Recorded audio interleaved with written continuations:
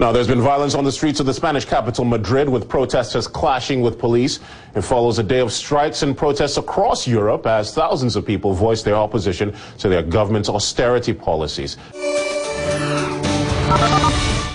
In the pre-dawn hours of the strike, union pickets and police in standoffs at wholesale food markets in cities and at transportation centers. By the day's end, there would be numerous arrests and injuries, including police officers who were hurt. It's the second general strike this year in Spain, protesting the austerity cuts and tax hikes as the government tries to reduce the deficit. At this key transit hub, the Atocha station in Madrid, anything but a normal day. One of the prime objectives for the unions early in the strike is to slow down public transportation during the morning rush hour. And clearly that's having a big impact here at the Atocha station. Commuter trains, metros and buses operating at only a third of normal. Many people who wanted to go to work couldn't or faced long delays.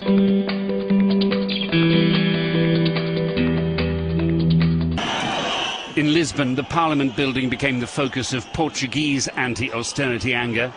Ranks of police in riot gear held back a crowd that prized cobblestones from the pavement to use as missiles. Unions claimed the day had seen one of the biggest strikes ever in the country. The marchers had carried banners vehemently opposed to the government's policy of cutbacks. One read, "They've privatised water and nationalised hunger." The main effects of the strike were on transport and public services.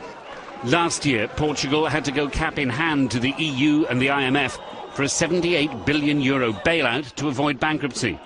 Many protesters say the price the country had to pay in austerity was, and still is, too high.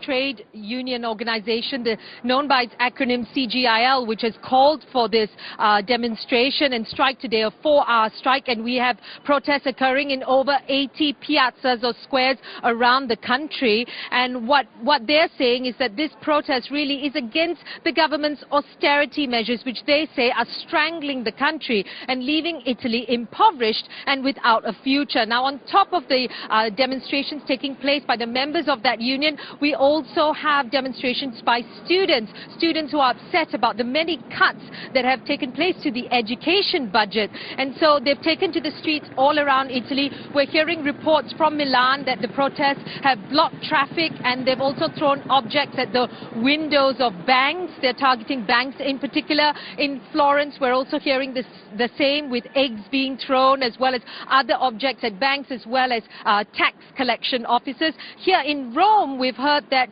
there's been a bit of tension, a clash, as the students try to make their way towards the Prime Minister's office as well as the Parliament. They try to throw stones at one of the barricades that have been set up by the security officials, and in the tension, 3 policemen were actually injured. So that's the situation right now around the country in terms of these protests.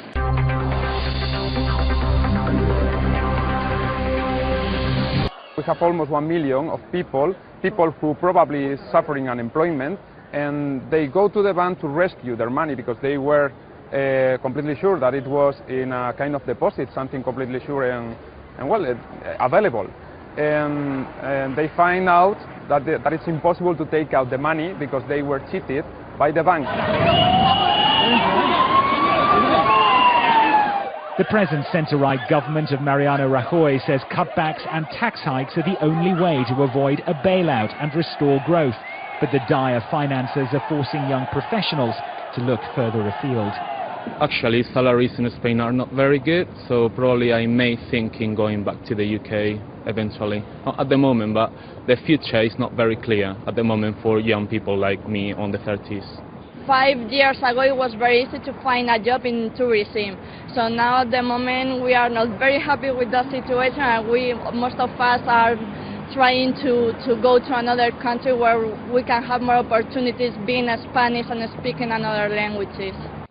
The day of action even put the brakes on travel to the capital of Europe, Brussels, where many of the austerity diktats are written. Grim economic data from those countries, forced to accept the demands of its creditors, have added weight to the union's argument.